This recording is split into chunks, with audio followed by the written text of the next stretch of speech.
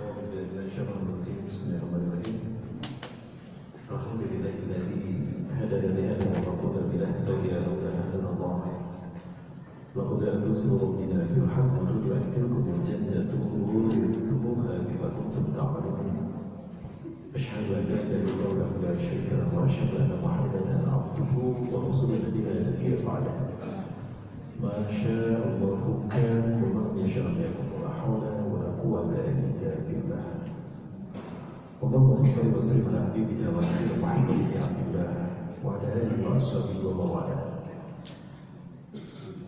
قال الله تعالى في كتابه الكريم وبقوله يهتدي المهتدون أعوذ بالله السميع العليم من الشيطان الرجيم من همزه ونفخه ونفثه يا أيها الذين آمنوا اتقوا الله حق تقاته ولا تموتن إلا وأنتم مسلمون. وقال تعالى في آية أخرى وتزودوا فإن خير الزاد التقوى واتقون يا أولي الألباب.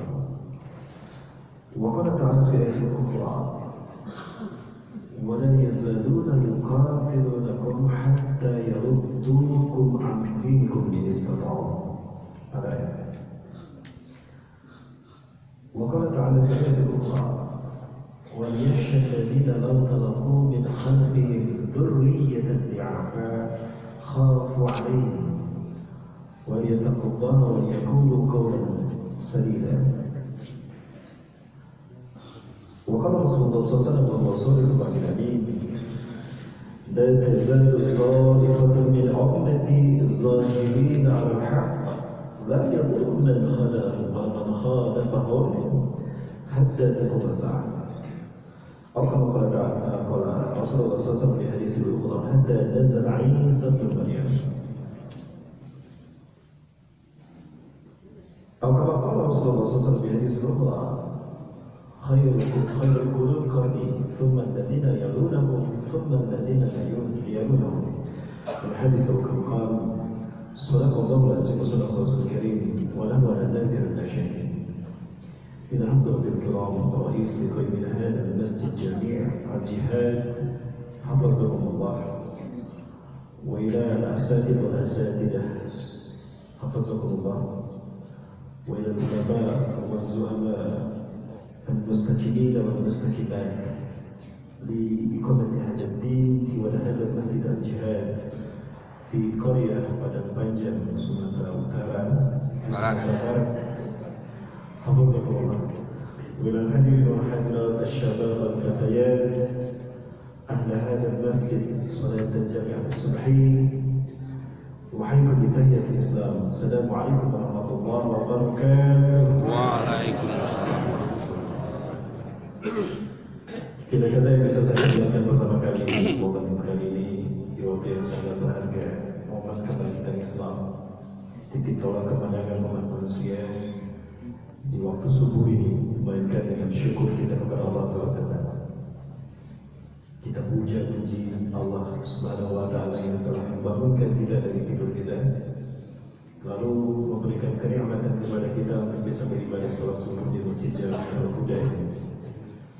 Ini merupakan sebuah karunia yang besar bagi saya pribadi bisa kembali ke Padang Panjang. Sudah yang keempat kali atau ketiga kali ke Padang Panjang ini. Namun baru kali ini saya ceramah di masjid ini, maka saya bersyukur pada Allah dengan sebagai syukur padanya. Dan juga mengucapkan terima kasih kepada DKM Masjid Jami' Al-Jihad yang telah memfasilitasi kami untuk bisa hadir dalam kajian ini. Salawat dan salam sebatas selalu pada uswatun qudwah kita Rasulullah Muhammad sallallahu alaihi wasallam. Nabi dan Rasul yang diutus ke tengah-tengah umat manusia untuk memenangkan Islam atas agama-agama yang lain, betapapun orang-orang kafir dan orang-orang musyrik bahkan orang munafik membencinya. Yang saya hormati dan saya berkatkan Allah, pimpinan dan juga pengurus Badan Kemakmuran Masjid Al-Jihad, Hafizakumullah.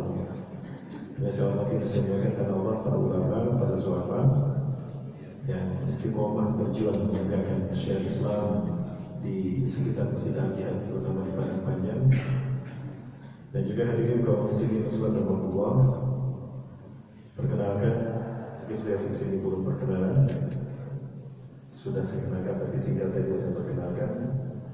Nama saya Rahmat Kuning, saya lahir di Bandung 25 Februari 1976, almarhum tinggal di Giri Asih Pasirwangi, Cigenting, Ujung Prung.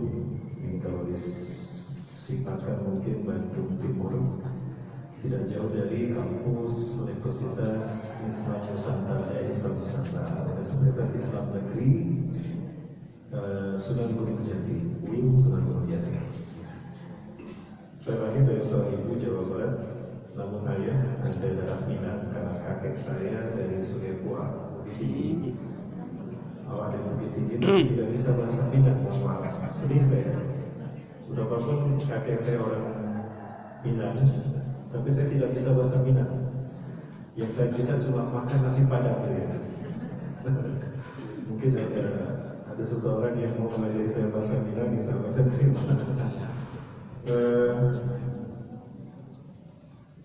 Saya dengar kalau di Minang ini laki-laki yang sudah menikah itu dikasih gelar, apalagi sudah mampu berdikari. Nah, gelar yang saya tahu dari kakek saya adalah Sultan Raja Ameh. Oh, Bayu. Kaya ya. Mantap. Tapi saya belum dapat warisan emas dari beliau ya. Beliau seorang pandai besi di lereng Gunung Merapi, Bukit Tinggi dan Sungai Buah, kampung Pajensi.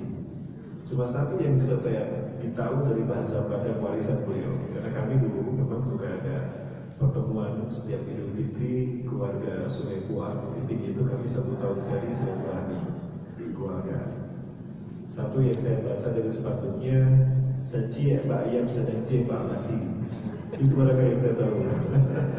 Betul, bahasa Inggrisnya betul. Secio, Pak Ayam sedang cie Pak Nasi. Nah, itu mereka. Baik, teman-teman suara kemudian saya sudah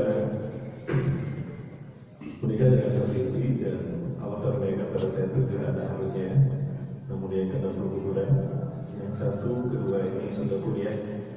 Yang pertama tadinya ingin mengambil pendidikan di Turki, Istanbul, namun karena mungkin terasa berat beliau kembali memutuskan ke tanah air. Beberapa minggu kemarin pulang ke tanah air. Kemudian yang kedua sudah kuliah di tingkat 2. Yang ketiga sedang mengamalkan Al-Quran yang bisa Al-Quran. Yang keempat kelima kembali di Kutab Al-Fatih kelas Kamulitiga yang ke-6 keguguran dan yang ke-7 baru 21 bulan.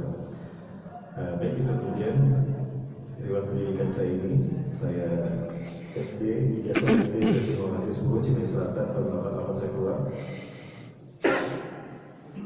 SMP di SMP di Kota Cimahi tahun 91 saya keluar, SMA 97 tahun 94 saya keluar. Saya bercita-cita menjadi dokter umum atau dokter spesialis, namun tidak ada universitas yang mau menerima saya. Namun ada universitas yang menerima saya, namun saya diterima di jurusan kimia. Tapi karena iman saya lebih pada agama, maka saya murtad dari kimia dan mu'alaf di tafsir hadis. Tahun 98 saya menyelesaikan studi tafsir hadis saya di Stek Al-Fatah, Demak, Jawa Tengah. Tahun 99 saya kembali ke Jawa Barat, menikah dengan satu akhwat yang kami bina sendiri dalam satu majlis. Kemudian kami bergabung dengan AMCF, Asian Muslim Charity Foundation, yang kantor pusatnya di Dubai. Kami ambil standar Arab 2006, bergabung dengan Al-Quds Institution Palestine Gaza. Saya mulai zaman bersama beberapa syekh di sana.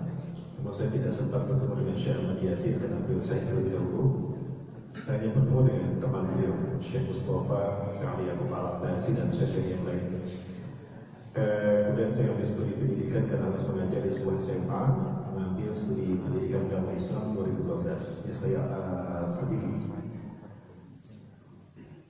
Ini barangkali pengalaman berharokat saya. Sempat aktif di Pemuda Persis 1994 dan forum silaturahmi masjid antara Jawa, Sumatera, dan Makassar, Sulawesi Selatan tahun 2002. Dan Anas, Generasi Muda Aliansi Nasional Al-Syiah 2017, kemudian ikut bersama dengan Ustaz Zul, Fikri Muhammad Ali, dan juga Ustaz Nabi Haikal Hasan, dan juga Ustaz Hikmah dan Ketua DPRD Kota Bandung membangun Yayasan Wakufah untuk mempersatukan para pemuda agar bisa hijrah dan berjuang bersama. Karena saya yakin kebangkitan Islam ini ada di tangan pemuda. Kemudian terakhir kami membina bersama-sama teman-teman memilih diri dalam Liko Sumpah Fathi atau disingkat LSAF 2019 sampai hari ini. Itu barangkali perkenalan saya Bapak Ibu sekalian Allah. Dan Bapak Ibu yang ingin mengenal saya lebih dalam, Bapak Ibu bisa follow, subscribe, dan like it. Jadi jangan lupa di subscribe ya. Di Instagram saya kan Bapak Ibu Official, Facebook saya di Ustaz Bapak Ibu Official, YouTube saya di Ustaz Bapak Ibu Official, dan Jawara Entertainment. Karena kami hadir di sini pertama bersama NGO, yayasan kita, sahabat mata FPI, Ustaz Doni, Ustaz Hamsi, Ustaz Hadi, dan kawan-kawan. Ya, dan alhamdulillah di sini pun ada sahabat batasan PI di Sumatera Barat ya. Kemudian juga hadir bersama kawan-kawan penjual muamalah Islam yang membawa produk-produk kumpulan. Ada Jawara Entertainment, Jawara Farko ya. Satu sunnah Rasulullah SAW menggunakan minyak wangi ketika sholat berjamaah, apalagi pada Jumat. Dan juga ini bisa untuk menjaga diri dari gangguan setan jin. Bisa beberapa kali pernah mungkin menggunakan ini. Dia ketakutan, ternyata jin tidak suka dengan minyak kasturi. Baik, itu barangkali Bapak Ibu berdoa. Tema kita kali ini adalah tentang mendidik generasi di akhir zaman ya. Saya memang viral di jagat maya dunia internet tentang Ustadz akhir zaman ya. Tapi mohon maaf, itu mungkin kembaran saya. Kalau saya sudah kapok menjadi Ustadz akhir zaman, ternyata betapapun jujur kita berbicara di akhir zaman ini tetap aja dikatakan salah jika bertentangan dengan kepentingan penguasa ya. Begitu ya Pak saya. Maka saya sudah tidak lagi menjadi Ustadz akhir zaman. Saya sudah bertekad bulan untuk menjadi Ustadz akhir bulan Bapak. Jadi jangan sebutkan Ustadz akhir zaman, panggil saya Ustadz akhir bulan. Tapi Bapak Ibu Allah SWT, strategi musuh-musuh Islam kali ini kalau memang kita lihat sepak terjang mereka memerangi kita, itu sekarang memiliki strategi yang luar biasa. Strategi yang menurut mereka efektif dalam memerangi umat Islam, yaitu mengurangi reduksi akidah umat Islam, terutama generasi muda mereka, sedikit demi sedikit. Menjauhkan generasi muda dari masjid, menjauhkan generasi muda dari Quran dan Sunnah, menjauhkan generasi muda dari para ulama. Cara mereka adalah menjauhkan mereka dari sejarahnya. Ya. Berbicara tentang peradaban generasi muda dan peradaban Islam dari zaman Rasulullah sampai ke kita, ada satu pandangan yang cukup menarik ini dari seorang pengamat internasional, pengamat sosial, seorang futurolog dari Timur Tengah, Majid Kailani. Beliau membagi dari Rasulullah ke kita menjadi 3 fase. Ada fase atau ada periode sehat, yang kedua periode sakit, yang ketiga periode kematian. Disebut periode sehat karena loyalitas manusia pada periode ini berporos kepada akidah, kepada risalah. Ya.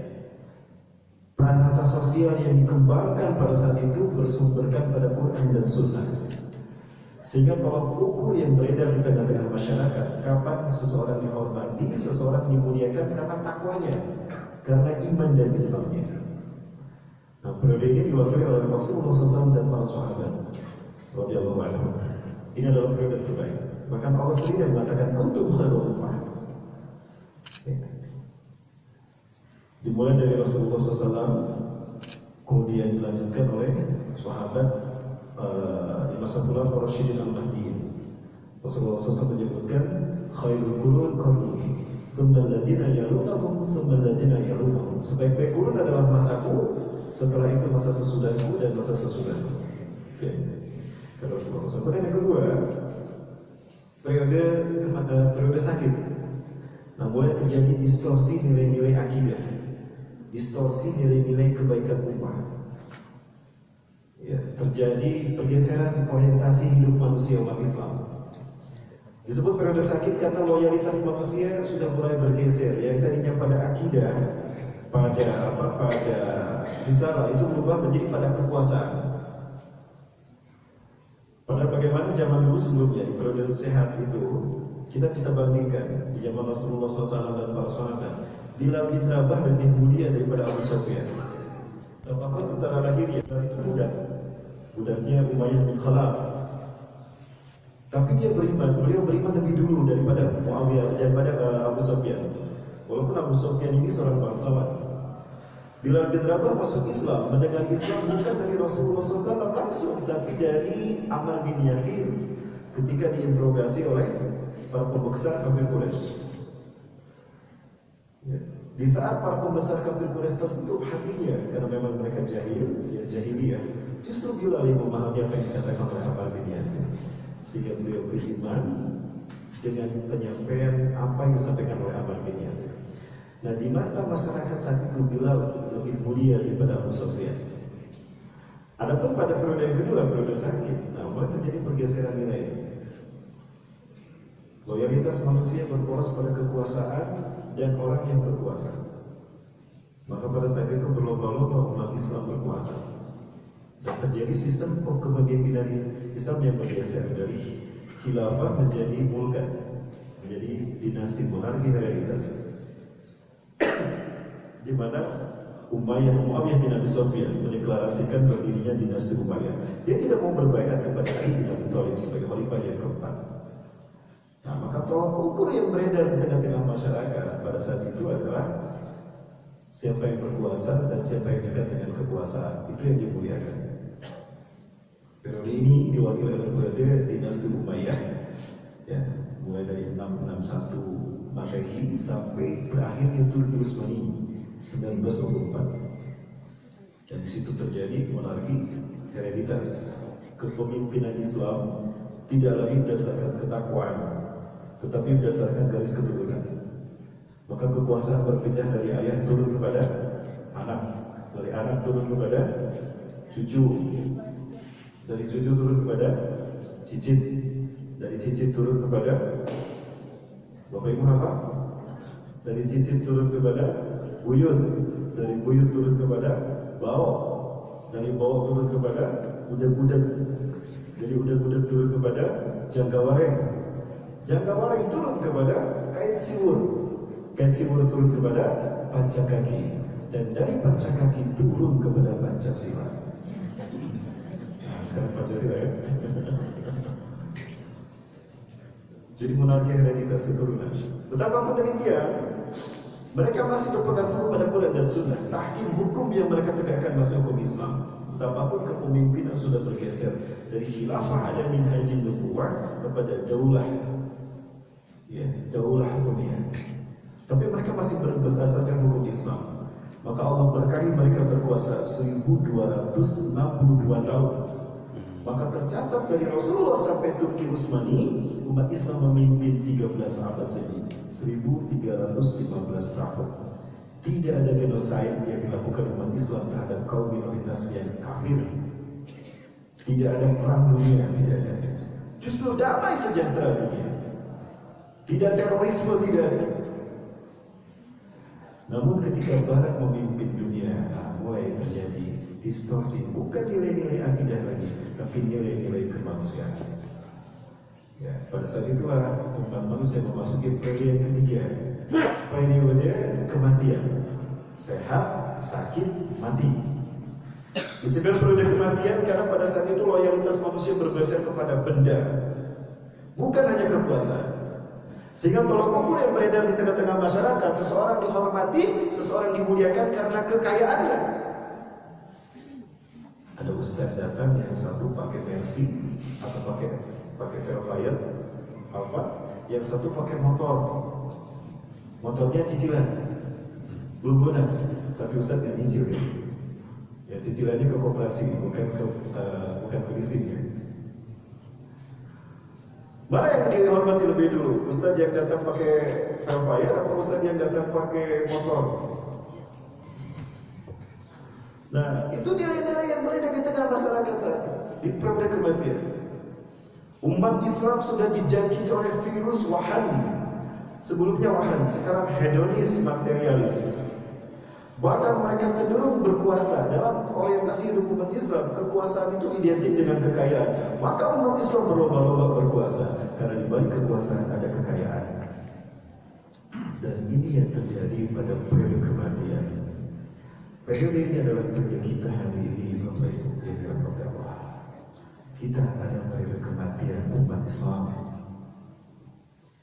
Maka di saat ini umat Islam mengalami kehancuran, deislamisasi dalam berbagai macam bidang, terutama akidah. Tolak ukurnya adalah dia saja generasi mudanya, anak-anaknya. Karena generasi muda adalah gambaran orang tuanya. Kalau ingin tahu seperti apa kualitas orang tua, lihat anaknya.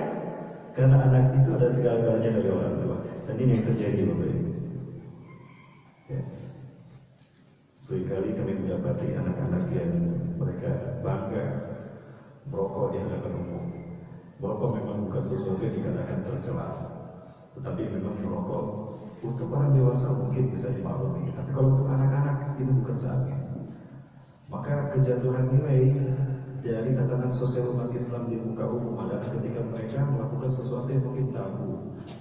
Ini artinya hilangnya nilai-nilai rasa malu di dalam Islam. Padahal malu adalah tanda yang paling kecil dari keimanan seseorang. Coba kita lihat anak-anak.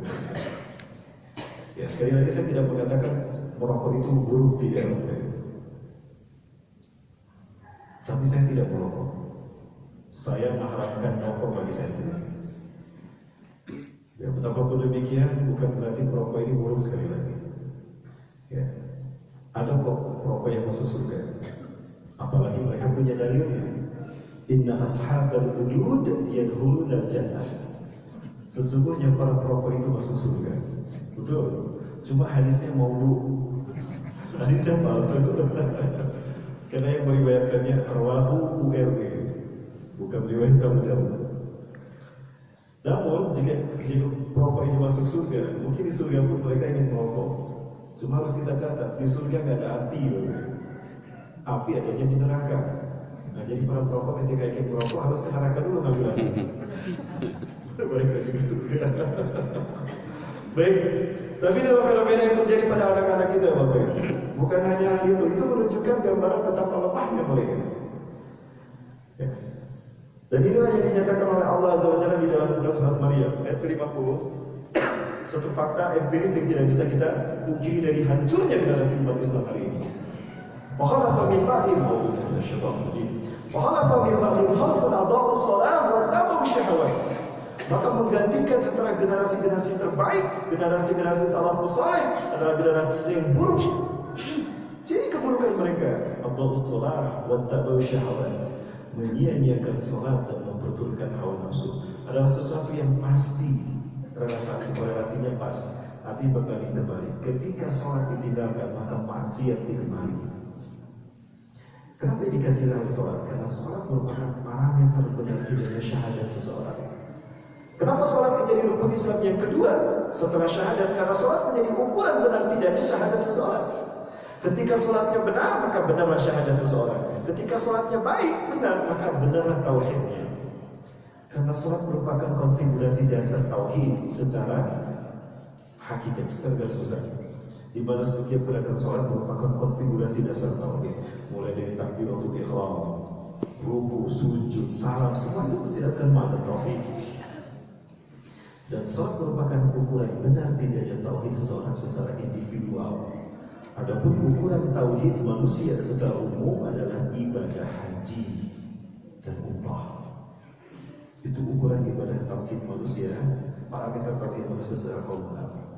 Nah, musuh-musuh Islam ingin menghancurkan tauhid kita. Dengan pandemi COVID-19 mereka berhasil menghancurkan tauhid kita. Bukan hanya tauhid rububiyah kita saja yang hilang. Takut orang sama virus yang enggak mereka lihat, sementara sama Allah mereka tidak takut.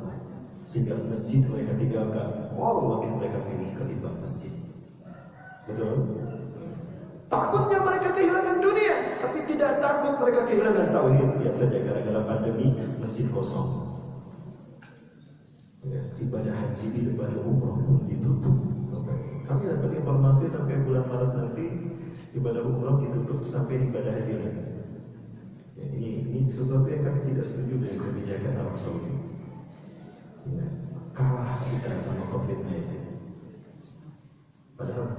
masjid ini rumah Allah Bapak Ibu. Dan kita datang ke masjid ini setelah kita dalam bertoharoh terlebih dahulu kan, kita membersihkan diri. Apakah kita suci Bapak Ibu? Mekah, kenapa ditanakan tanah haram?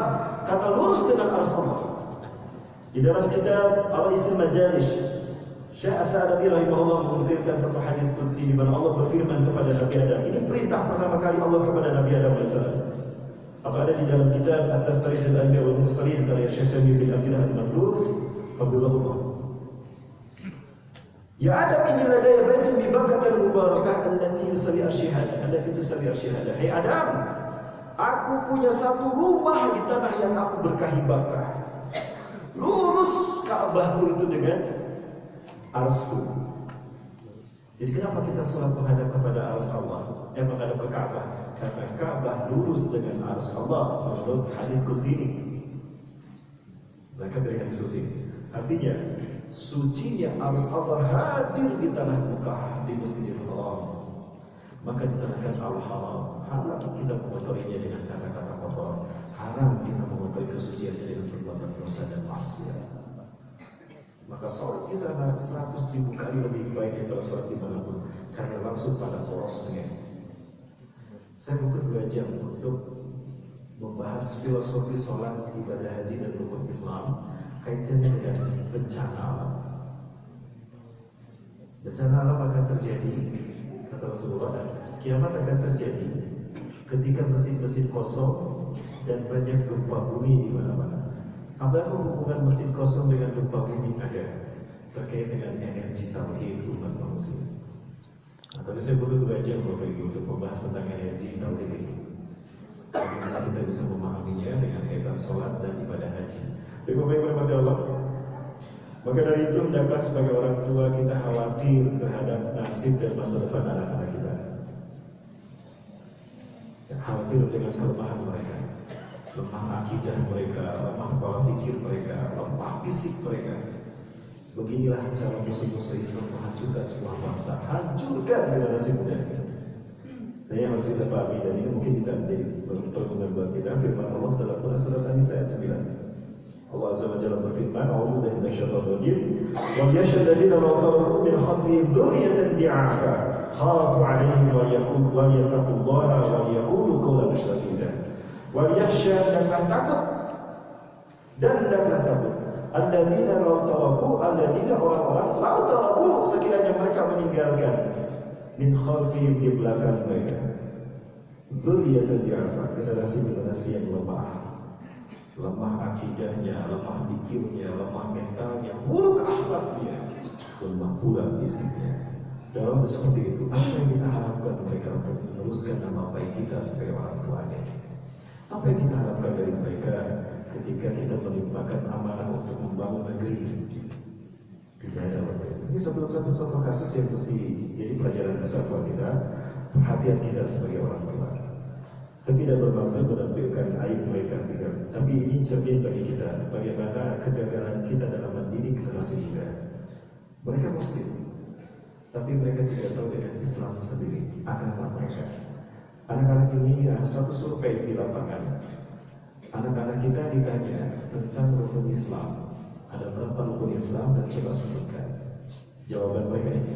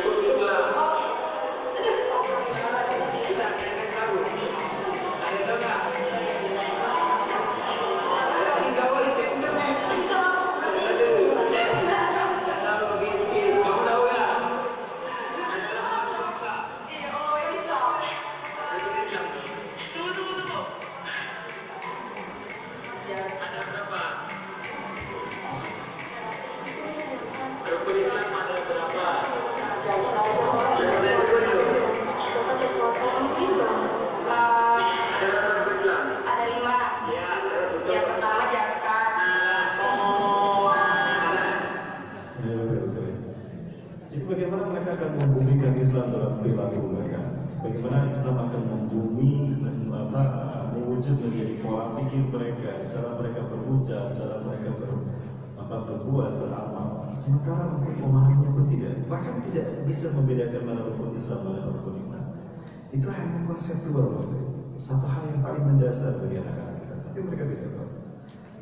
Ini bagus sekali, tantangan yang luar biasa. Hingga pada akhirnya mereka tidak bisa membedakan hak dan batil, tidak bisa memberikan mana maksiat, mana hijab, mana aurat. Maka hilanglah ruah umat Islam, hilanglah kemuliaan mereka di mata umat manusia. Dan ini yang pada akhirnya terjadi. Ini saya itu mengajar dari seorang di sebuah sekolah, mulai dari sekolah itu berdiri sampai besar. Dari Honorer menjadi wakil kepala sekolah waktu itu. 11 tahun saya mengajar, jenuh saya dengan sistem pendidikan nasional yang orientasinya ya hedonis materialis, dunia main. Sehingga nilai-nilai agama ini nyaris termarginalisasi atau tersudutkan. Bahkan pelajaran agama sekarang mau dikurangi, bahkan dihilangkan. Nah, ini pada akhirnya generasi muda kita seperti ini di sekolah loh. Ini hanya contoh kasus saja yang menjadi tugas besar kita sebagai orang tua.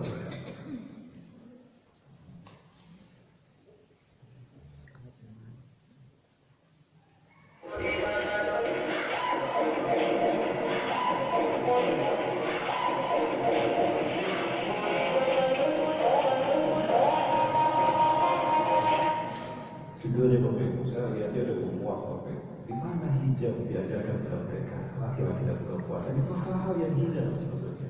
Hal-hal yang sepele tidak perlu dilakukan oleh generasi kita. Ini Bapak Ibu ya Allah. Hal ini terjadi karena memang anak-anak kita jauh daripada agama. Mereka tidak dibekali dengan nilai-nilai agama dan iman. Mereka tidak dibentuk dengan baik Bapak Ibu. Siapa yang berdosa? Kita yang berdosa sebagai orang tua. Dan ini beban berat yang harus kita perjuangkan tetap menjalankan di hadapan Allah. Dalam arti lain ini merupakan secara kontraproduktif. Ini merupakan keberhasilan musuh-musuh Islam ketika mereka menghancurkan dia. Bapak Ibu rahmati Allah, musuh-musuh Islam tidak akan pernah berhenti memerangi kita.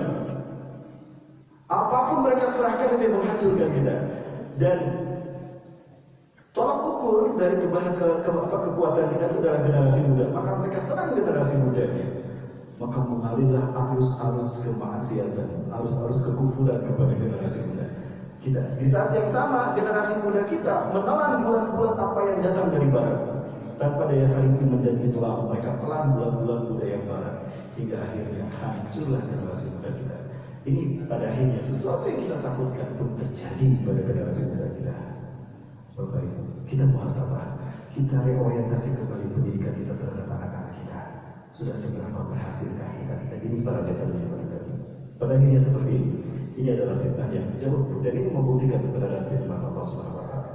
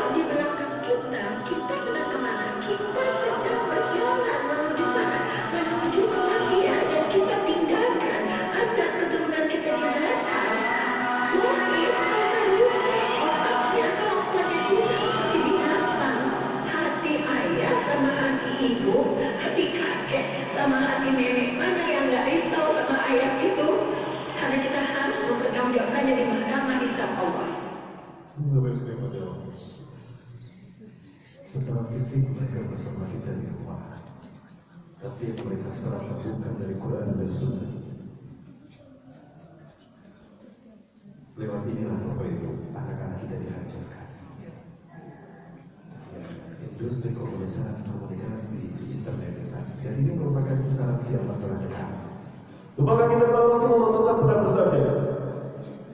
Ada di dalam kitab Al-Mawsu'ah fi Fitan wal Malahim wa Asratu Sa'ad, karya Syekh Dr. Muhammad bin Ahmad Al-Mubayyan dari Syam, Palestina. Atau di dalam kitab Al-Nihayah fi Fitan wal Malahim karya Hafiz Ibnu Katsir rahimahullah.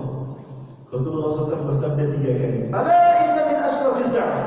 Ingatlah dari tanda kiamat telah dekat kejadiannya pada kalian. Anturfa'al asrar wa tudwal akhyar. Orang-orang terburuk di muka bumi muncul memimpin dunia. Wa tudwal akhyar, dan manusia-manusia terbaik pilihan umat disingkirkan. Sudah terjadi belum? Sudah. Di mana Bapak Ibu? Indonesia.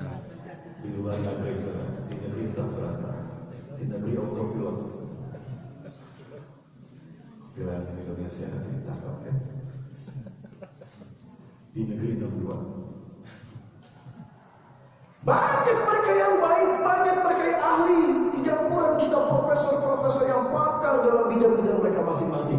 Dunia pendidikan, hukum, politik, ekonomi dan sebagainya. Tapi mereka tidak punya akses untuk memimpin dan mensejahterakan bangsa, memuliakan bangsa. Tapi kalangan yang buruk yang muncul memimpin dunia, itu tanda kiamat telah dekat. Anturfa'al asrar wa tudwal akhyar. Orang-orang buruk memimpin dunia dan disingkirkan oleh orang baik pilihan umat. Hari ini kita bisa saksikan penjara lebih baik daripada di luar penjara. Orang-orang mulia ada di penjara, di luar penjara adalah mereka yang buruk. Betul tidak Bapak Ibu? Sekarang penjara makin lama makin besar, masjid makin lama makin kecil. Bahkan bahaya, masjid dipenuhi oleh orang-orang yang ahli maksiat. Karena yang mereka cari bukan surga, yang mereka carilah dunia. Ada tidak sedikit masjid yang dipegang oleh para preman. Bahkan pada akhirnya kiblat kita yang pertama, Masjidil Aqsa, menjadi satu-satunya masjid bersejarah terbesar di dunia yang DKM-nya orang Yahudi. Kami lihat Yahudi Pak yang menjaga Masjidil Aqsa, yang mengatur siapa yang bersolat di sana. Cuma imamnya dari umat Islam, kan mereka tidak sholat. Andaikan mereka sholat, mereka jadi imamnya. Ini nasib kita pada hari ini. Pada ini seperti bila yang terjadi. Laki-laki menikah dengan laki-laki, perempuan menikah dengan perempuan. Nah inilah fase kematian. Matinya nilai-nilai kemanusiaan. Manusia memaksa manusia. Pembunuhan nyaris terjadi di mana-mana. Al-halal kata Rasulullah. Jadi kiamat yang kedua, antukhzadal amal, antukhbahal qaul wa tukhzadal amal. Ingatlah dari tanda kiamat akan terjadi. Perkataan buruk muncul di mana-mana. Bukan hanya ulama yang dicaci maki, bukan hanya Rasulullah, Allah mereka distakan. Belum lama kita masih mendengar bagaimana Rasulullah dihinakan dengan karikatur di Perancis. Sebuah majalah yang memang dari dulu mereka fenomenal dengan keburukan mereka, menghina Rasulullah SAW. Yang Bapak Ibu tahu. Manusia menyia-nyiakan kesempatan untuk mengumpulkan amal baik demi perpekaran hidup di akhirat. Ya. Dan yang ketiga, ala inna min asratiz sa'ah an tutsal masnah fala yujadu ahadun min ghairuha. Ingatlah dari tanda kiamat akan terjadi adalah dibacanya masnah dan susah ditemukan orang yang bisa merubahnya. Faman masnah ya Rasulullah? Apa itu masnah ya Rasulullah? Makutiba siwa kitabullah. Segala sesuatu yang dicatat, ditulis lalu dibaca selain daripada kitab Allah. Jujur Bapak Ibu, mana yang paling sering kita baca? Apa yang sering kita gambar? Gadget, apa bisa Quran? Yang ini apa yang ini? Kiri. Yang kiri ya? Kiri. Nah, inilah masalah. Dan susah ditemukan orang yang merubahnya. Karena memang manusia milenial tergantung kepada gadget ini. Beginilah cara musuh-musuh Islam dan Dajjal menciptakan sistem ketergantungan manusia pada dunia. Maka ketika Allah menghilangkan teknologi, jatuh yang tidak bernilai, hilang nyawa separuh hidup manusia akhir zaman. Manusia milenial membutuhkan teknologi. Teknologi menjadi separuh nyawa mereka. Ketika hilang teknologi, semua antum ila ma bada'tum, semua antum ila ma bada'tum, kata Rasulullah SAW. Kalian akan kembali ke zaman kalian datang pertama kali. Kalian akan kembali tanpa teknologi. Maka manusia kehilangan separuh nyawanya. Kalau habis kuota mati gaya. Betul? Habis kuota mati gaya. Maka di saat itulah Dajjal muncul dengan sihirnya menggantikan teknologi. Maka di saat itulah berbondong-bondong manusia menjadi pengikut Dajjal. Dan yang paling banyak mengikutinya adalah kaum wanita. Ya, yang paling banyak tampil di sini dari seorang bahkan nyaris tidak berpakaian kaum wanita. Subhanallah. Inilah kehancuran umat akhir zaman. Lebih rahmati Allah, itu apa solusi kita? Nah, kita orientasi kembali secara umum. Ini ada satu pandangan yang cukup bagus dari Ustaz Budia Sariasi, beliau pembina Yayasan Pendapat Bakti di mana kami menyekolahkan anak-anak.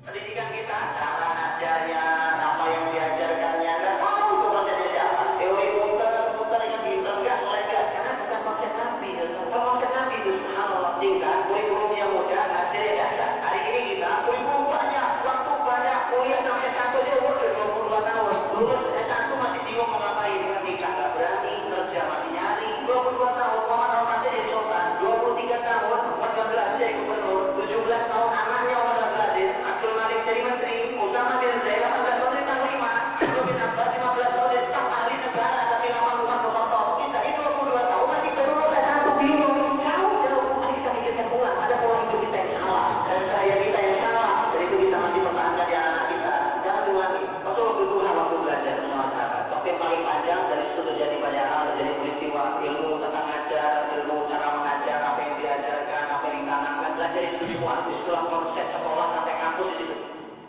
Kedua yang besar sih kan, yang mesti kita coba reorientasi dari sistem pendidikan kita. Ya, ini yang membuat saya mungkin dikeluarkan dari sekolah. Karena di samping saya mengajarkan silabus berdasarkan kurikulum pendidikan dinas, saya selipkan pendidikan agama, pendidikan peradaban. Pada akhirnya ketahuan dan saya dikeluarkan. Ya, tapi pada akhirnya mereka memanggil saya kembali untuk menambahkan konsep ini. Tapi saya sudah tidak bisa. Pemirsa Rasulullah Taala, apa yang harus kita lakukan? Ada satu pandangan yang baik, yang bagus dari seorang ulama madzhab Imam Malik bin Anas rahimahullah. Di dalam kitabnya Al-Muwatta' yang beliau mengatakan, "Lan tasuha amru hadhihi al-ummah illa bima sarra awwal." Umat akhir zaman ini tidak akan bisa dibereskan melainkan dengan cara bagaimana umat yang terdahulu dibereskan. Kalau kita komparasikan Bapak Ibu, masih ada waktu? Masih. Kita waktu 10 menit lagi dong. Masih. Kita lanjut Bapak Ibu. Lanjut. Lanjut. Terima kasih Bapak Ibu. 2 jam. Baik Pak, 2 jam ya. Saya tanya Pak 2 jam. 2 jam Bapak Ibu nggak boleh keluar dulu. Di sini 2 jam. Baik, Bapak Ibu Allah Subhanahu wa Ta'ala. Ada 4 indikator setidaknya. Ada 4 indikator masyarakat Arab jahiliyah disebut jahiliyah. Yang pertama inhirafu anit tauhid, menyimpangnya mereka dari tauhid. Islam yang fitrah mereka sudah hilang, luntur. Bahkan mereka menyembah berhala. Yang pakai Islam berapa pada mereka. Yang kedua, dunia intirof, orientasi hidup masyarakat Arab mereka adalah dunia dan dunia. Sehingga prinsipnya itu adalah kerja, bukan ibadah. Salah saya bicara? Kerja itu ya. Kalau kerja kan untuk cari dunia, kalau ibadah untuk cari. Yang ketiga, intisyarul ma'asi, maksiat di mana-mana, bahkan zina dilakukan oleh anak-anak kecil, bahkan anak berzina dengan ibunya. Yang keempat, al-ikhtilaf wal-iftirat bainal ummah, bainan nas, perselisihan dan perpecahan di tengah-tengah umat. Umat berpecah, umat berseteru karena berbeda pendapat saja. Bahkan penjara penuh dengan orang-orang karena perbedaan pendapat dan perbedaan pendapatan. Pendapat dan pendapatan. 4 indikator jahiliyah ini ada tidak hari ini? Ada tidak hari ini Bapak Ibu? Manusia menyimpang dari tauhid terjadi tidak? Terjadi. Dunia intirohum. Orientasi hidup kita, orientasi umat manusia akhir zaman ini dunia dan dunia. Terjadi tidak? Maksiat di mana-mana terjadi. Perpecahan di tengah-tengah umat Islam terjadi. Jadi 4 indikator jahiliyah ada hari ini. Berarti kita jahiliyah. Hari ini kita kembali jahiliyah. Betul apa yang disampaikan Rasulullah SAW. Badal Islamu qariban wa sayaudu qariban kama bada. Fatuba lil ghuraba. Islam datang pada saat itu asing di tengah-tengah manusia, padahal fitrah mereka adalah Islam. Suatu saat kita bahas 2 jam, kenapa harus Islam? Bapak Ibu, saya butuh 2 jam untuk membuktikan kenapa harus Islam agama kita. Luar biasa dahsyat. Tapi kalau saya bahas ini tidak cukup waktunya, kecuali Bapak Ibu bertambah waktu 2 jam lagi. Baik. Nah, maka apa yang harus kita lakukan? Ketika Islam datang asing dan akan kembali asing, nah hari ini kita tinggal menjiplak saja. Kurikulumnya sudah ada, Quran dan Sunnah. Ada sirah nabawiyah. Apa yang kurang? Bukankah Rasulullah ini teladan bagi kita dalam segala aspek, bahkan dalam rumah tangga pun Rasulullah teladan terbaik. Ibu-ibu, saya tanya sama ibu-ibu, kalau Rasulullah istrinya berapa? Berapa, Bu? 11. Ada yang bilang 9, ada yang bilang 11, ada yang bilang 12. Kalau ibu istri yang berapa? Istri pertama, Bu ya. Kalau pertama belum istri berarti Bang. Pak, baru Isman. Satu itu Isman, 2 istu, 3 baru istri. 1, 2, 3 ya. Isman, istri. Tidak Ibu. Dalam hal rumah tangga saja Rasulullah menjadi teladan. Kenapa Rasulullah istrinya lebih daripada 40? Kenapa harus 9 atau 11 istri Rasulullah SAW?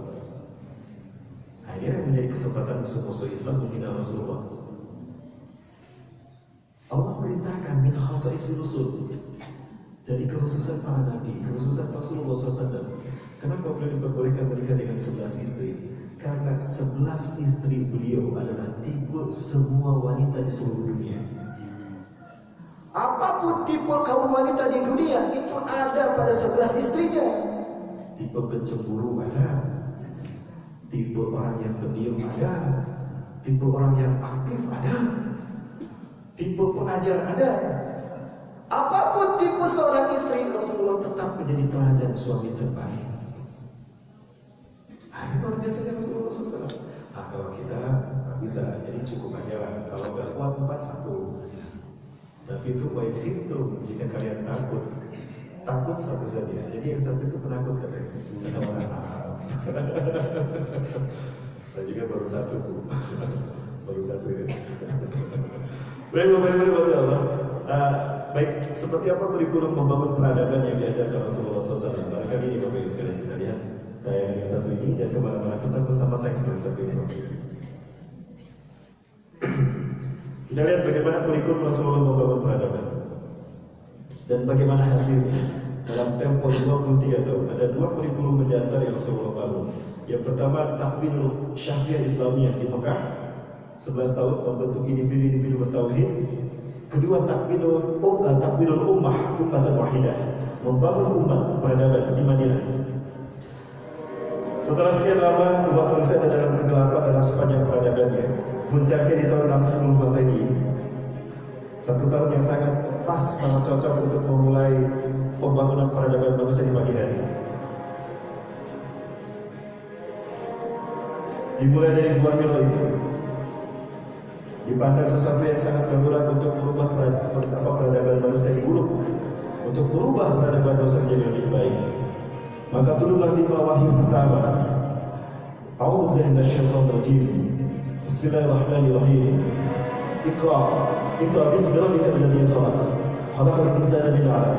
Iqra wa rabbukal akram. Alladzi 'allama bil qalam. 'allamal insana ma lam ya'lam. Setidaknya ada 3 pilar peradaban yang Allah ajarkan kepada Rasulullah untuk merubah bangsa Arab yang jahiliyah menjadi khairul ummah. Yang pertama al-ilmu, knowledge. Ilmu yang pertama. Yang kedua, faith in God, percaya kepada Allah, al-iman billah. Dan yang ketiga, love for humanity, cinta kepada sesama manusia. 3 peradaban ini dibingkai dengan mutiara-mutiara wahyu Allah, nilai-nilai yang paling mendasar dalam peradaban manusia. Maka muncullah individu-individu yang brilian. Abu Bakar, Umar, Utsman, Ali, Abu Ubaidah bin Jarrah, ya, Mus'ab bin Umair. Banyak kemudian bilang ternyata berhasil. Sedikit demi sedikit kegelapan jahiliyah sirna dari tanah Mekah. Maka disebarkanlah dakwah ini ke seluruh dunia, ke seluruh penjuru, hatta melalui lautan sekalipun. Demi menghilangkan jahiliyah yang gelapnya manusia jahiliyah menjadi Islam yang rahmatan lil alamin. Bermula dari Allah untuk manusia. Maka kemudian muncullah satu perubahan yang signifikan. Muncullah sekolah-sekolah para sahabat.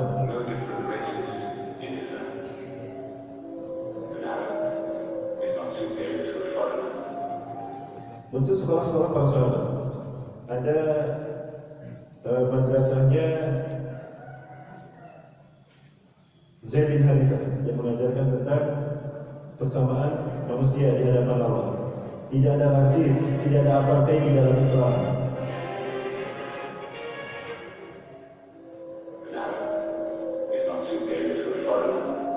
Ini madrasah-madrasah pertama, sekolah-sekolah pertama di masa para sahabat, atau disebut dengan sufa.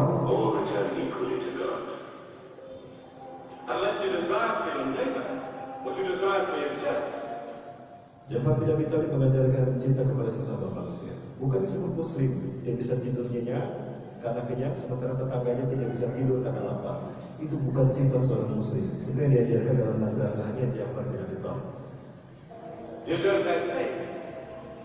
A man who goes to bed with his belly full while his neighbor is hungry. He isn't a Muslim. The ink of a scholar is holier than the blood of a martyr. A man reading is handsome in the sight of God. Bilal bin Rabah di balik hitam kulitnya tersimpan mutiara yang luar biasa. Tahukah pemirsa sekalian, ternyata Bilal bin Rabah inilah yang mengajarkan matematika kepada para sahabat. Bilal bin Rabah inilah yang mengajarkan pengetahuan IPA, ya, pengetahuan alam yang mendasar dan praktis terapan kepada para sahabat. Maka wajar Bilal mudah beriman pada Allah karena cerdas luar biasa. Maka apa yang terjadi 100 tahun kemudian setelah Rasulullah wafat, Islam menguasai dunia. So learn to read, and when you have learned, teach. Maka yang terjadi 100 tahun setelah Rasulullah SAW wafat, apapun yang dibutuhkan dunia, Islam punya stoknya. Ketika dunia membutuhkan pakar ekonomi, Islam menyediakan. Ada siapa? Abdurrahman bin Auf, ada Utsman bin Affan. Ketika Islam membutuhkan pakar politik, ada Mu'adz bin Jabal. Pakar hukum, ada Mu'adz bin Jabal, ada Abdullah bin Amr bin As. Pakar pendidikan, ada Abdullah bin Mas'ud, Abdullah bin Abbas. Apapun yang dibutuhkan dunia, Islam menyediakan. Inilah kurikulum yang benar, Al-Quran dan Sunnah. Harusnya dari Al-Quran dan Sunnah kita membangun konsep pendidikan kita, konsep ilmu. Maka Islam melakukan sebuah revolusi peradaban yang luar biasa dengan 3 pilar utamanya: knowledge about God, ma'rifatullah, knowledge about human being, pengetahuan kemanusiaan, peradaban manusia, dan yang ketiga, knowledge about the world, pengetahuan tentang dunia. Maka apa yang terjadi? 100 tahun kemudian Islam menguasai peradaban dunia. Nah, saya tanya Bapak Ibu sekalian, ini di depan saya ada banyak kamera. Kamera ini menggunakan lensa obskurer. Saya bertanya pada Bapak Ibu, siapa yang pertama kali menemukan kamera lensa obskurer? Bukan orang Barat, bukan, tapi seorang Muslim yang hafal Quran di bawah usia 10 tahun. Rata-rata tokoh yang akan Bapak Ibu saksikan hafal Quran di usia 30 tahun. Ini pendidikan yang baik. Kenalkan anak-anak kita kepada Tuhannya dengan cara ajarkan, dengarkan pada mereka Al-Quran. Kurikulum yang baik untuk mengajarkan anak sejak dikandung sampai usia 5 tahun adalah Al-Quran dan iman. Itu fondasi membangun kemanusiaan dia sebagai makhluk yang terbaik. Al-Quran, ambil intisari iman dari Al-Quran tadi, tanamkan sebagai fondasi bagi mental, jiwa dan hati, pemikiran kemanusiaan anak kita. Ini Bapak Ibu, saintis pertama di dunia 1000 tahun yang lalu adalah Ibnu Haytham. Dialah sebetulnya yang melakukan pencerminan bayangan, penelitian tentang pengaruh cahaya terhadap percerminan bayangan. Maka muncullah pembahasan dia tentang kamera. Kamera itu sendiri adalah bahasa Arab, Qomrah, bahasa Arab. Ini ilmuwan pertama. Saat itu Barat ada dalam keadaan primordial. Mereka perang antar kabilah, perang antar negara, perang antar suku, perang antar koloni. Barat, Islam sudah mengenal teknologi. Inilah Ibnu Haytham, ilmuwan pertama di dunia. Hafal Quran usia 10 tahun, 30 juz. Bapak Ibu hafal berapa juz? Apa 30 juz sampai juz 30? 30 separuh. 30 nggak apa-apa.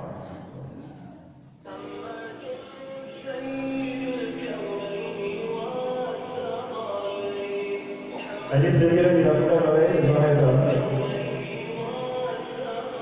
Beliau menemukan lensa sirkuler pertama kali di dunia. Bahkan teori Einstein juga ternyata dari aljabar. Al-Khwarizmi, bapak matematika dunia.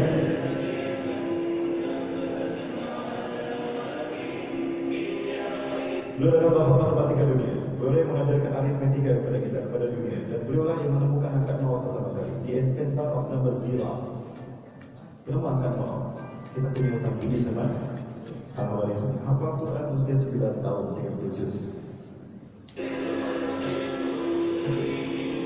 Di bidang teknik ada Al-Jazari, menemukan kerja mesin robotik dan mesin piston, mesin kereta api, trailer.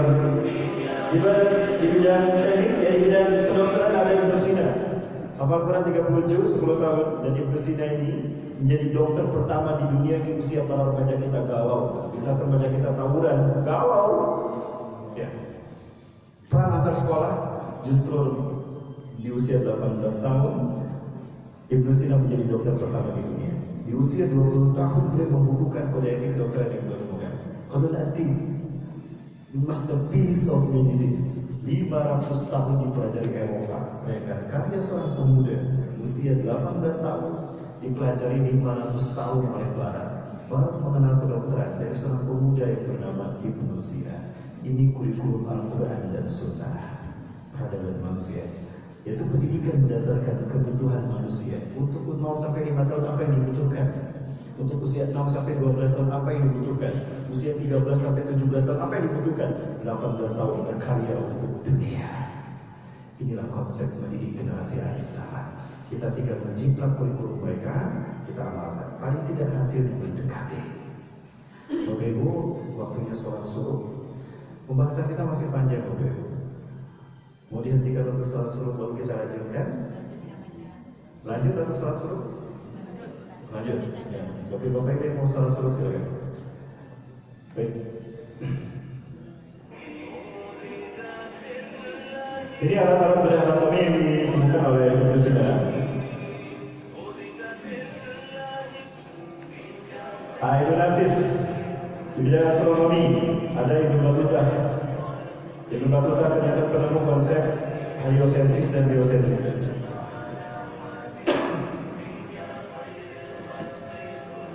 Ini alat yang bernama Astrologo. Alat ini menjadi alat navigasi utama sampai hari ini masih digunakan. Bahkan dari alat inilah dikembangkan GPS, sistem penataan tata letak satu benda di muka bumi. Ya, lokasi identifikasi dengan sistem yang dikembangkan dari alat ini. Alat Astrologo namanya. Siapa yang menemukannya? Seorang muslimah usia 19 tahun. Maria Al-Aswadi, Ilya Al-Aswadi, usia 19 tahun, menemukan alat yang sekarang digunakan di seluruh dunia. Barat menggunakan ini. Muslimah dari Palestina, hafal Quran di usia 9 tahun. Di bawah 10 tahun semuanya, 30 juz. Nah, baik Bapak Ibu yang Allah, intinya ya, inilah rumusan yang kita butuhkan untuk mendidik generasi akhir zaman. Kenapa demikian Bapak Ibu? Kita mendesak hari itu. Kita dihadapkan pada sekelompok bangsa yang mereka ingin mengambil alih dunia. Ya. Dan mereka punya satu teori yang sangat bagus. Mereka paham tentang jantung dunia. Menguasai Palestina berarti menguasai dunia. Israel, mereka ingin menguasai dunia. Di bawah semangat Illuminati, di bawah semangat Kabbalah, Zionis internasional ingin menguasai dunia dalam tataran dunia yang mereka persiapkan. Dalam frame the New World Order, tata dunia baru. Bapak Ibu Allah, apa yang ingin mereka kuasai? Yang ingin mereka kuasai adalah kiblat kita yang pertama, Masjidil Aqsa. Hari ini mereka mencoba melobi negara-negara Arab dan mereka berhasil. Dubai, Mesir, Maroko, Uni Emirat Arab sudah sepakat pada akhirnya menyatakan mengakui kekuasaan Israel di wilayah Palestina, bahkan menyetujui Yerusalem menjadi ibu kota bagi Israel. Padahal Yerusalem adalah warisan para nabi dan rasul bagi umat akhir zaman. Ini proyek yang ingin mereka bangun oleh. Ada satu proyek yang namanya The Jericho Project, proyek untuk menguasai dunia, di mana Barat, ya, Yahudi ingin menguasai dunia dengan proyek ini. Berdasarkan keyakinan mereka, Tahun Masehi ini hanya berlangsung selama 3.000 tahun saja. 3.000 tahun mereka bagi menjadi 3 milenium, artinya 1 milenium 1.000 tahun. Hari ini kita berada pada milenium ketiga. Milenium ketiga inilah yang mereka namakan, mereka sebut Y2K. Pernah mendengar Y2K Bapak Ibu? Barat menyebutkan Y2K singkatan dari Y2 km ini adalah kebangkitan teknologi. Kebangkitan teknologi. Year 2 km. Tahun 2000. Icon bagi kebangkitan teknologi dan globalisasi, bukan. Y2K hanya kamuflase. Sebetulnya Y2K sangat bermuatan ideologis. Bagi orang Yahudi, Y2K adalah singkatan dari Year of the Yehuda Kingdom. Yahudi meyakini 1000 tahun sebelum kiamat, versi mereka, ini bukan versi kita, versi mereka 1000 tahun sebelum kiamat adalah masa bagi mendirikan mereka kerajaan Mesayah di muka bumi. Bagi kita Dajjal. Jadi Dajjal ingin menciptakan kerajaan dunia 1000 tahun. Maka dimulai dari milenium ketiga. Itulah kenapa WTC dihancurkan pas di tahun 2001 di tanggal 11 September. Kenapa harus 11 September dan kenapa harus di tahun 2001 dan kenapa harus WTC Bapak Ibu? Itu adalah bagian dari Dajjal ingin menguasai dunia. Dajjal lahir di Samirah. Samirah adalah Palestina. Nah ini Palestina. Tahun 1946 Palestina ini mayoritas. Yang warna hijau ini Palestina. Warna putih ini adalah komunitas minoritas Yahudi. Tidak lebih dari 7,6% saja bangsa Yahudi ada di Palestina tahun 1946. Orang Palestina tidak keberatan Yahudi tinggal di Palestina. Silakan, asalkan mereka menghargai hak-hak sesama dan hak mayoritas. Tapi apa yang terjadi? 1947 PBB memutuskan membagi dua. Divide, ya, Palestina teritori menjadi dua bagian. 54% bagi Israel, 4,46% bagi Palestina. Tapi pada akhirnya mereka terus mengambil alih Palestina. Dan apa yang terjadi Bapak Ibu? Okupasi dan pembantaian terjadi di mana-mana. Ini yang mereka.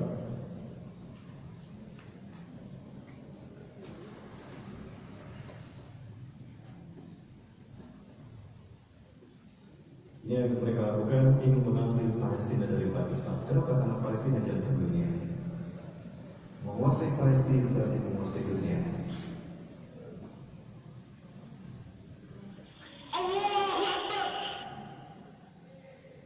Pembantaian demi pembantaian terjadi di negeri para nabi dan rasul. Demi Allah ini kami saksikan di saat kami berada di sana.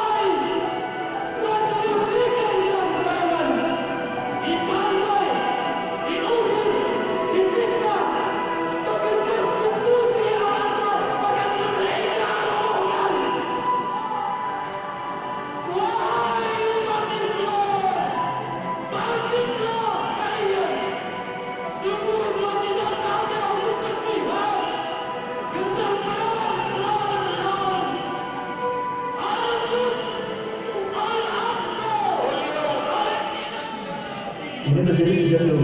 Israel resmi mendirikan negara di tanah Palestina di tahun 1948, tepatnya 15 Mei 1948. Maka sejak saat itu terjadi pembantaian, okupasi, pengusiran, pembantaian pada umat Islam. Sampai hari ini, Bapak Ibu.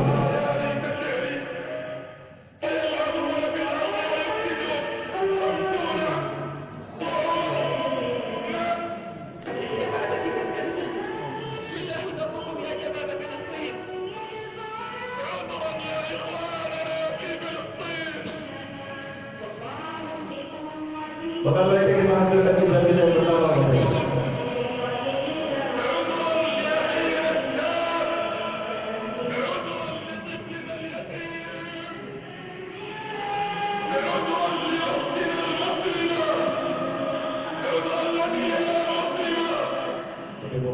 Cepat. Saat ini mereka ingin sekali mereka menghancurkan kiblat kita yang pertama. Kenapa mereka ingin menghancurkan kiblat kita yang pertama? Karena mereka mengatakan bahwa siasat Tuhan mereka hanya bisa didirikan di atas Masjidil Aqsa. Dan ini Masjidil Aqsa, ini kiblat kita yang pertama. Bisa disawami dan itu terjadi. Allah Subhanahu wa taala mewajibkan salat wajib yang dimulai oleh Rasulullah SAW. Kiblatnya bukan ke Mekah, tapi ke situ. Ini ada kiblat yang pertama. يتوجه رسول الله صلى الله عليه وسلم والمسلمون حينما يصلون في عبادة الصلاة يتوجه إلى هذا القبلة إلى هذا المسجد. Rasulullah menghadap ke sini selama 17 atau 17 tahun, 16 atau 17 bulan menghadap ke sini.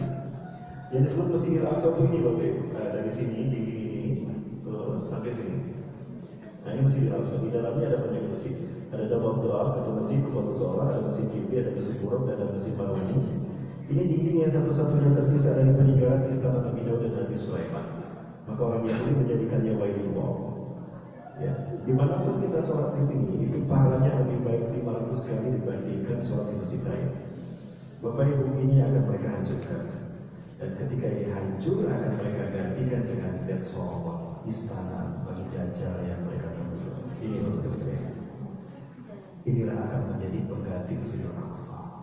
Dan kalau ini terbangun, berarti iblis dan Dajjal menang, para nabi dan rasul kalah. Tapi saya yakin iblis tidak akan pernah menang. Iblis pasti kalah. Ja'al haqqu zakhal batil, innal batila kana zahuqa. Datang kebenaran dan kebatilan pun datang. Dan sesungguhnya kebatilan adalah sesuatu yang pasti musnah.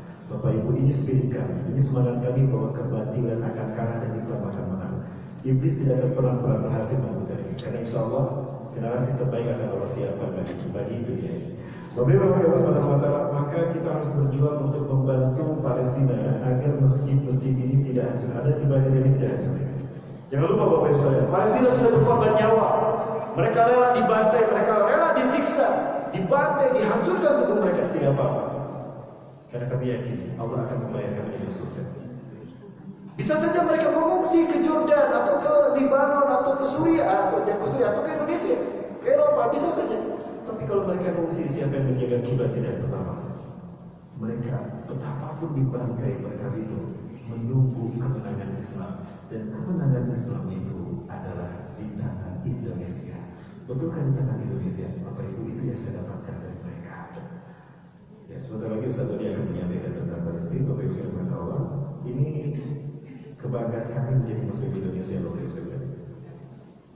Kenapa demikian? Ada satu hadis dari Rasulullah SAW, Bapak Ibu. Ya, ketika kami berada di sana di Al-Quds, itu ada 5 pemuda Yahudi. Mereka hafal pemuda Yahudi. Ada 5 pemuda Muslim, bukan pemuda banyak. Mereka hafal Quran 3 khusus. Mereka mimpi di satu malam yang sama. Di mimpi itu mereka dikunjungi Rasulullah SAW. Dan di mimpi itu Rasulullah bersabda, Ya ahla Syam, ya ahla Gaza, innal ladina sayuharrikum min zulmil Yahud wa yu'aduna al-Quds al-biharikum ikhwatukum muslimun al-Indonesia. Wahai penduduk Syam, wahai penduduk Gaza, orang-orang yang akan memerdekakan kalian dari penjajahan Yahudi dan mengembalikan Al-Quds kepada kalian adalah Muslim Indonesia. Jadi mereka yakin Indonesia yang mereka terutama. Takbir! Allahu Akbar! Allahu Akbar! Allahu Akbar! Dan bersaudari saya.